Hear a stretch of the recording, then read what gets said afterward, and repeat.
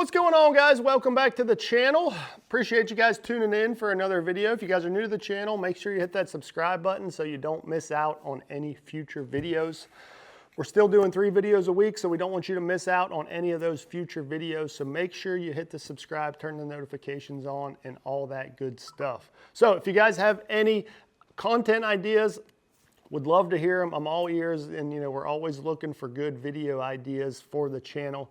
So please drop those in the comments if you have any questions or ideas for potential content. So today we're talking about something, it's inevitable. It's always going to happen. It seems Mother Nature always has a way of winning.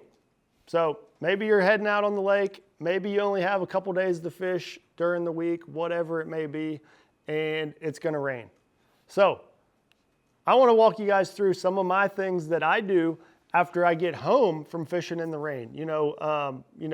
Water can ruin a lot of your fishing tackle. Rust is a bad thing. You don't want to get that on any of your baits. So, what you do after fishing in the rain is super important to keeping your gear and equipment in check. So that's what we're going to talk about here today.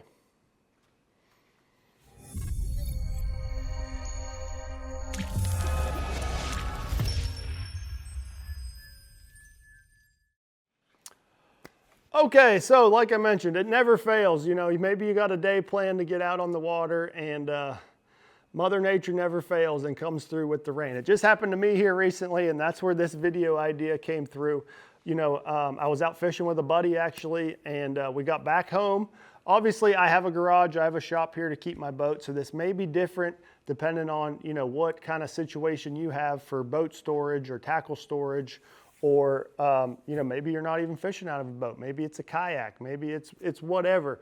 But all of this same, sort of process applies regardless out of what you're fishing out of or what kind of equipment you may have. It's just something you want to make sure that you get your stuff dry as soon as possible. The longer that water sits on whatever it may be is a problem. So, one thing right off the bat that I always do. So if I was out fishing in the rain all day, obviously everything's going to be soaking wet. The boat, my rods, reels, everything's going to be soaking wet. So what I'm going to do is take the rods that I had out on the deck that I was using that day that got soaking wet, that were sitting in the rain, and I'm going to take them out of the boat and I lean them back here up against, the bait wall here. I like to lean them up here, and that allows, everything to dry out nice and neat. I don't want to put any rod socks or rod covers on anything yet because I want everything to dry out. I want the rods to dry out, the line to dry out, obviously the hooks or whatever baits you have on there to dry out and not, hold water and cause things to rust. Next thing, what I'm going to do is I'm going to open up all of the compartments in the boat.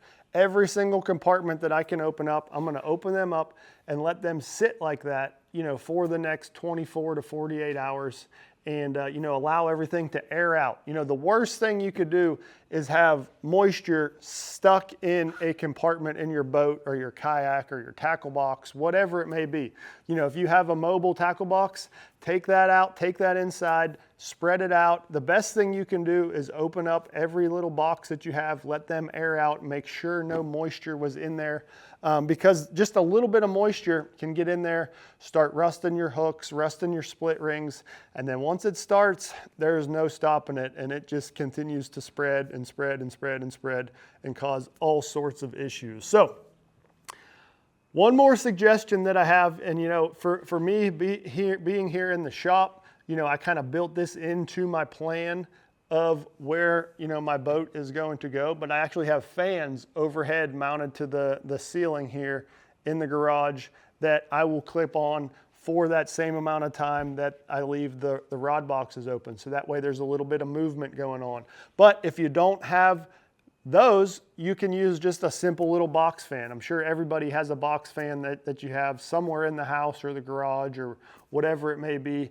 You just want to get a little bit of air movement. A little bit of airflow goes a long way in helping dry out all of that moisture and keeping things from that water just sitting in there and causing problems. So a little bit of air movement goes extremely long way in drying things out. And you know, that's something that I always suggest doing after fishing in the rain, is just getting a fan going in a little bit of just somewhere near the moisture, and that airflow will help dry everything out. So other than that, you know, the only other suggestion that I have for you guys, obviously take the plug out of your boat. That way any water in there can drain out as it's sitting, and jack the front of, you know, jack the trailer, the front of your boat as high as you can get it. That way, naturally, that water is going to flow towards the back and flow out of the boat. But with that, and with the compartments being open, you know, your boat's going to dry out pretty quick.